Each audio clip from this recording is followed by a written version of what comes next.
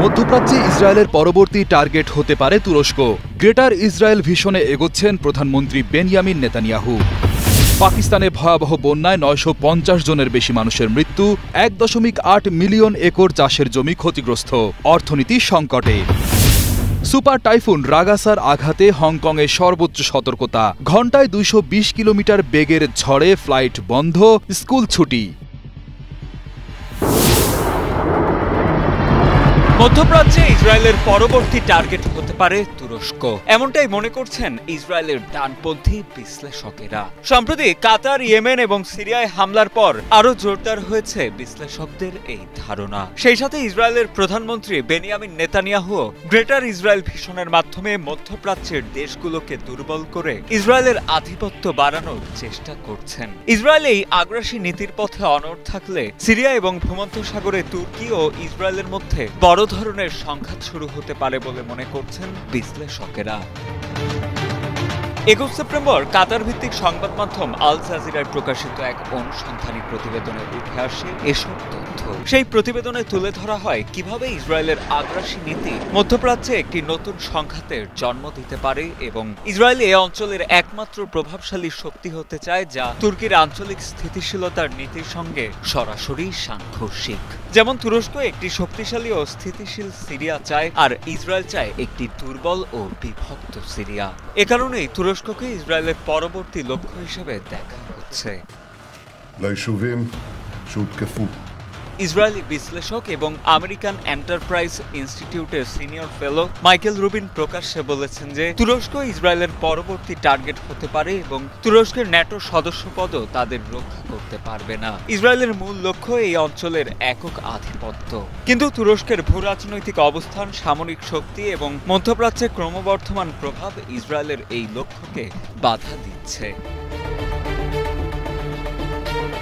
ইসরায়েলের মূল কৌশলগত লক্ষ্য হল মধ্যপ্রাচ্যে একক আধিপত্য প্রতিষ্ঠা করা। এ কারণে তারা সিরিয়াকে বিভক্ত ও দুর্বল দেখতে চায়, যা তুরস্কের শক্তিশালী ও কেন্দ্রীভূত সিরিয়া নীতির সম্পূর্ণ বিপরীত। পাশাপাশি ভূমধ্যসাগরে ইসরায়েলের সামরিক উপস্থিতি বাড়িয়ে তুরস্কের সামরিক কৌশলকে ঘিরে ফেলারও চেষ্টা করছে তারা। ইসরায়েল সরাসরি হামলা না চালালেও প্রক্সি ও গোপন কর্মকাণ্ডের মাধ্যমে নিজেদের উদ্দেশ্য প্রকাশ করছে। যেমন তুরস্ক যখন সিরিয়ায় সামরিক ঘাঁটি গড়তে যাচ্ছিল, তখন ইসরায়েল সেখানে বিমান হামলা চালিয়েছিল। যদিও ইসরায়েলি ডানপন্থীদের এসব পূর্বাভাসের কঠোর ভাষায় জবাব দিয়ে আসছে তুরস্ক।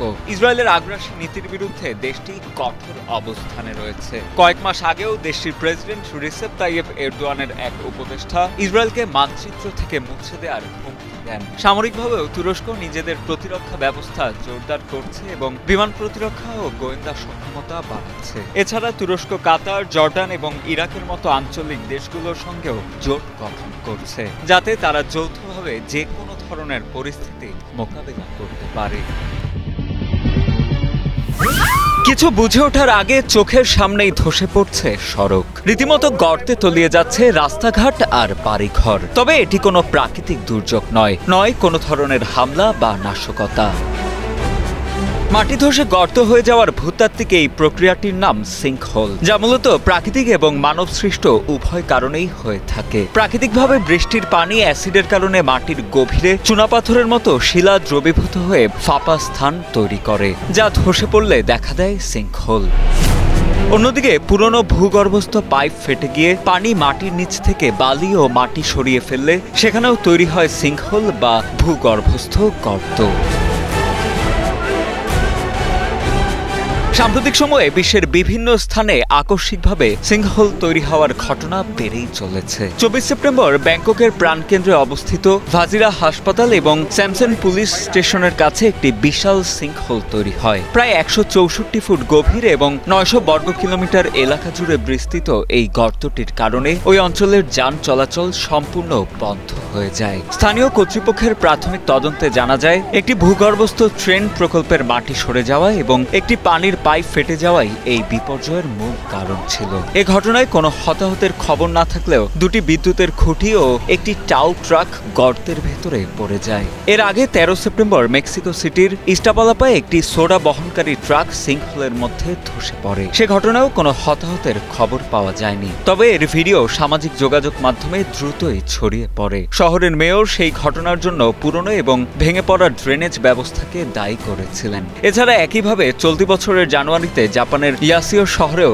একটি ট্রাক সিঙ্কহোলের মধ্যে তলিয়ে যায়। 2010 সালে গুয়াতেমালা সিটিতে একটি বিশাল সিঙ্কহোল ধসে একজনের মৃত্যু হয়। তবে বিশেষজ্ঞদের মতে সিঙ্কহোল সবসময় বিপজ্জনক হয় না, তবে যেসব সিঙ্কহোল হঠাৎ করে কোনো সতর্কতা ছাড়াই তৈরি হয় সেগুলো মারাত্মক ক্ষতি করতে পারে। এদিকে ভূতত্ত্ববিদরা বলছেন, যেসব এলাকায় চুনাপাথর বা খড়িমাটির মতো শিলা রয়েছে সেখানে প্রাকৃতিকভাবেই সিঙ্কহোলের ঝুঁকি বেশি। তবে মানবসৃষ্ট কারণে তৈরি সিঙ্কহোলগুলো আগে থেকে অনুমান করা বেশ কঠিন। শহরের ভূগর্ভস্থ পানির লাইন এবং অন্যান্য অবকাঠামো মাটির গভীরে থাকায় সেগুলোর নিয়মিত পর্যবেক্ষণ এবং রক্ষণাবেক্ষণ করা অনেকটাই চ্যালেঞ্জিং বিষয়। এছাড়া দুর্বল অবকাঠামো সিঙ্কহোলের ঝুঁকিকে অনেকটা বাড়িয়ে দেয় বলেও শঙ্কা প্রকাশ করেন বিশেষজ্ঞরা। সুপার টাইফুন রাগাসার বাতাসের সর্বোচ্চ গতি ঘন্টায় 220 কিলোমিটার, যা বাংলাদেশের সবচেয়ে দ্রুতগামী ট্রেনের গতির দ্বিগুণেরও বেশি। এই ভয়ঙ্কর শক্তি নিয়ে ঝড়টি স্থলভাগে আঘাত হানতে এগিয়ে আসছে। 2018 সালের বিধ্বংসী ঘূর্ণিঝড় মানখুটের পর হংকং আবারও একটি অতি শক্তিশালী ঘূর্ণিঝড়ের মুখোমুখি হতে চলেছে। রাগাসা নামের এই সুপার টাইফুনটি ফিলিপাইন উপকূলে তাণ্ডব চালিয়ে এখন দক্ষিণ চীন সাগর হয়ে হংকংয়ের দিকে দ্রুত গতিতে এগিয়ে আসছে। এটি নিয়ে শহর জুড়ে সর্বোচ্চ সতর্কতা জারি করা হয়েছে। হংকং অবজারভেটরি জানিয়েছে, রাগাসা একটি ক্যাটাগরি 4 হ্যারিকেনের সমান শক্তিশালী এবং এর কেন্দ্রে বাতাসের সর্বোচ্চ গতিবেগ ঘন্টায় 220 কিলোমিটার। মঙ্গলবার সকালের তথ্য অনুযায়ী এটি হংকং থেকে প্রায় 430 কিলোমিটার দূরে অবস্থান করছিল। আবহাওয়াবিদরা বলছেন, স্থলভাগে আঘাত করা ছাড়া এই ঝড়কে থামানোর আর কোনো উপায় নেই। রাগাসার আক্রমণে হংকংয়ের জনজীবন প্রায় স্তব্ধ হয়ে পড়েছে।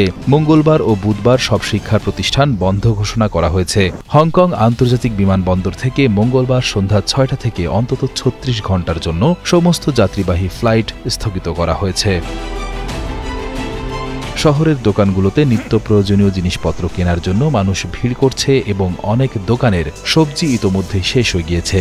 সরকার সম্ভাব্য দুর্যোগ মোকাবেলায় সর্বোচ্চ প্রস্তুতি গ্রহণ করেছে। চীনের বেইজিং থেকে 65 বছর বয়সী এক নারী হংকংয়ে তার সন্তানকে দেখতে এসে বলেন তারা ঝড়ের জন্য প্রস্তুত। আমি আমার জানালায় ক্রস প্যাটার্ন দিয়ে টেপ লাগিয়েছি। আমরা খাবারের জন্য ভাত, নুডলস এবং সবজিও প্রস্তুত করেছি। আমরা ঝড়ের জন্য ভালোভাবে প্রস্তুত। রাগাসার প্রভাব শুধু হংকংয়ে সীমাবদ্ধ নেই। এর আগেই ফিলিপাইনের উত্তরাঞ্চল থেকে প্রায় 25,000 মানুষকে নিরাপদ আশ্রয়ে সরিয়ে নেওয়া হয়েছে। তাইওয়ানের দক্ষিণাঞ্চলে হাজার হাজার পরিবার বিদ্যুৎহীন হয়ে পড়েছে। চীনের গুয়াংডং প্রদেশের শেনজেন এবং ম্যাকাও বিমানবন্দর বন্ধ করে দেওয়া হয়েছে এবং বুধবার থেকে সমস্ত ট্রেন চলাচল স্থগিত থাকবে। ঘূর্ণিঝড়টি চীনের উপকূল অতিক্রম করার পর ভিয়েতনামের দিকে অগ্রসর হবে বলে ধারণা করা হচ্ছে এবং ভিয়েতনামও এটি মোকাবেলার জন্য 3 লাখের বেশি সেনা সদস্য প্রস্তুত রেখেছে। সব মিলিয়ে সুপার টাইফুন রাগাসা হংকং এবং দক্ষিণ চীনের জন্য একটি বড় বিপদ সংকেত। প্রশাসন ও সাধারণ মানুষ একযোগে এই প্রাকৃতিক দুর্যোগের ক্ষয়ক্ষতি সর্বনিম্ন পর্যায়ে রাখার জন্য প্রস্তুতি নিচ্ছে। পরবর্তী 48 ঘণ্টা এই অঞ্চলের জন্য অত্যন্ত গুরুত্বপূর্ণ বলে বিবেচিত হবে। পাকিস্তান বর্তমানে এক ভয়াবহ প্রাকৃতিক দুর্যোগের সম্মুখীন। জুন মাসের শেষ থেকে শুরু হওয়া রেকর্ড পরিমাণ মৌসুমী বৃষ্টির কারণে দেশ জুড়ে সৃষ্টি হয়েছে মারাত্মক বন্যা পরিস্থিতি। এই বন্যায় যেমন হাজারো মানুষের জীবন বিপন্ন হয়েছে, তেমনি দেশের কৃষি ও অর্থনীতি এক বিরাট সংকটের মুখে পড়েছে। 55 বছর বয়সী কৃষক নবাবের কথায় ধরা যাক। বন্যার পানি ঢুকে পড়লে তিনি পরিবার নিয়ে একটি বাঁধের কাছে উঁচু জায়গায় আশ্রয় নেন, কিন্তু মাঠে রেখে আসা তার সমস্ত তুলার ফসল পানির নিচে তলিয়ে গেছে। নবাবের মতো লাখো কৃষকের স্বপ্ন আজ পানির নিচে। প্রবল বৃষ্টিপাতের সাথে সাথে বন্যার পানি এসেছিল, আমাদের ঘরবাড়ি ধ্বংস হয়ে গিয়েছিল। আমরা আমাদের পরিবারগুলিকে বাঁচাতে বাঁধের কাছে নিয়ে গিয়েছিলাম। আমাদের ফসল ডুবে গেছে এবং ধ্বংস হয়ে গেছে। আমাদের কাছে আর কিছুই অবশিষ্ট নেই। 58 বছর বয়সী আর এক কৃষক রব নওয়াজ জানান, তার 400 একর জমির তুলার মধ্যে মাত্র 90 একর অবশিষ্ট আছে। কৃষকেরা বলছেন তাদের প্রায় 1 বছরের পরিশ্রম এই বন্যায় ভেসে গেছে।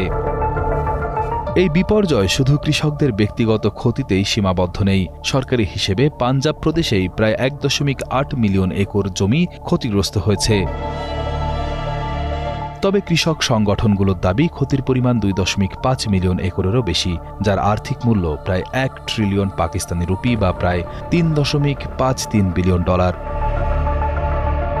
এই বন্যায় এখন পর্যন্ত 950 জনেরও বেশি মানুষ মারা গিয়েছে। পাঞ্জাবে 42 লক্ষ মানুষ ক্ষতিগ্রস্ত হয়েছে এবং 22 লক্ষ মানুষকে নিরাপদ স্থানে সরিয়ে নেওয়া হয়েছে। এছাড়া হাজার হাজার ঘরবাড়ি, সেতু, রাস্তা এবং প্রায় 6500 গবাদি পশু বন্যার পানিতে ভেসে গেছে। পাকিস্তান সরকার এবছর অর্থনৈতিক প্রবৃদ্ধির হার 4.2% নির্ধারণ করেছিল, যা মূলত কৃষি এবং শিল্পের উপর নির্ভরশীল। কিন্তু দেশের প্রধান কৃষি অঞ্চল পাঞ্জাব প্রদেশে বন্যায় সবচেয়ে বেশি ক্ষতিগ্রস্ত হওয়ায় এই লক্ষ্য অর্জন এখন প্রায় অসম্ভব। বন্যার কারণে নিত্য প্রয়োজনীয় জিনিসের দাম আকাশ ছোঁয়া। গম, চিনি, পেঁয়াজ ও টমেটোর মতো পণ্যের দাম অনেক বেড়ে গেছে, যা সাধারণ মানুষের জীবনকে আরও কঠিন করে তুলেছে। আকিব গাফফার নামে একজন বলেন, এই বন্যা আল্লাহর পক্ষ থেকে একটি বিপর্যয়। এই বন্যা আল্লাহর পক্ষ থেকে একটি বিপর্যয়। আমি নিশ্চিত নই যে এটি ব্যবসায়ীদের কারণে নাকি সরকারের কারণে, তবে মুদ্রাস্ফীতির দুর্দশাও রয়েছে। আমরা আল্লাহর কাছে প্রার্থনা করি যেন তিনি আমাদের মুদ্রাস্ফীতির পাশাপাশি বন্যা থেকেও রক্ষা করেন। পাকিস্তান সরকার এবং আন্তর্জাতিক সংস্থাগুলো পরিস্থিতি মোকাবেলার চেষ্টা করছে, তবে এই বিশাল ক্ষতি পুষিয়ে উঠতে অনেক সময় লাগবে।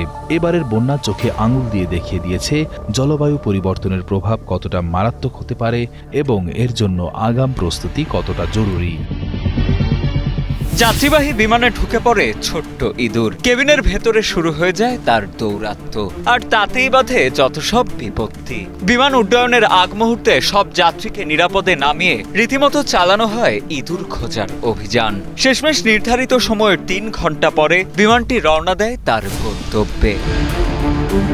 সম্প্রতি ভারতের উত্তরপ্রদেশের কানপুরে ইন্ডিগো এয়ারলাইন্সের একটি ফ্লাইটে ঘটে উদ্ভট এই ঘটনা। 22 সেপ্টেম্বর এক প্রতিবেদনে এসব তথ্য জানায় ভারতীয় সংবাদ মাধ্যম এনডিটিভি। সংবাদ মাধ্যমটি বলছে, সেদিন দুপুর 2:55 কানপুর থেকে দিল্লির উদ্দেশ্যে ছেড়ে যাওয়ার কথা ছিল ফ্লাইটটির। যাত্রীরা বোর্ডিং সম্পন্ন করার পর কেবিনে ইঁদুরকে দৌড়াদৌড়ি করতে দেখেন। সে সময় এয়ারলাইন্সের কর্মীরা বিষয়টি সম্পর্কে নিশ্চিত হয়ে সঙ্গে সঙ্গে যাত্রীদের নামিয়ে বিমানে ইঁদুর অনুসন্ধানের অভিযান চালান। এতে 3 ঘন্টা দেরিতে বিমানটি উড্ডয়ন করায় ভোগান্তিতে পড়েন 140 জন যাত্রী ও বিমানবন্দর কর্তৃপক্ষ। তবে অভিযান চালিয়ে ইঁদুরটি খুঁজে বের করা হয় কিনা তা নিয়ে নির্দিষ্ট করে কোনো তথ্য উল্লেখ করা হয়নি এনডিটিভির প্রতিবেদনটিতে। এ বিষয়ে কানপুর বিমানবন্দরের গণমাধ্যম কর্মকর্তা বিবেক সিং জানান, বিমানে ইঁদুর দেখা যাওয়ায় সতর্কতামূলক ব্যবস্থা হিসেবে যাত্রীদের নামিয়ে আনা হয়েছিল। বিমানের ভেতরকার নিয়ন্ত্রিত এবং সংবেদনশীল পরিবেশে কোনো প্রাণীর উপস্থিতি গুরুতর নিরাপত্তা ঝুঁকি তৈরি করতে পারে। ইঁদুর বা এই ধরনের রডেন্ট প্রজাতির প্রাণী সাধারণত বিমানের ক্রুশিয়াল ইলেকট্রনিক্স ওয়্যারিং এবং ফ্লাইট কন্ট্রোল সিস্টেমের অপটিক্যাল ফাইবার কেবল কেটে ফেলতে পারে। এ ধরনের ক্ষতি উড্ডয়নকালে নেভিগেশন ত্রুটি বা কমিউনিকেশন ব্রেকডাউনের মতো মারাত্মক দুর্ঘটনাও ঘটাতে সক্ষম। উপরন্তু রডেন্টরা কেবিনের ইনসুলেশন ম্যাটেরিয়াল নষ্ট করে বিমানের ইন্টিগ্রিটি হ্রাস করতে পারে। আন্তর্জাতিক এভিয়েশন রেগুলেশন অনুযায়ী এ ধরনের ঝুঁকির কারণে কোনো এয়ারক্রাফটকে গ্রাউন্ডেড করে সম্পূর্ণ তল্লাশি চালানো আবশ্যিক, যাতে যাত্রীদের এবং প্লেনের অপারেশনাল নিরাপত্তা নিশ্চিত করা যায়।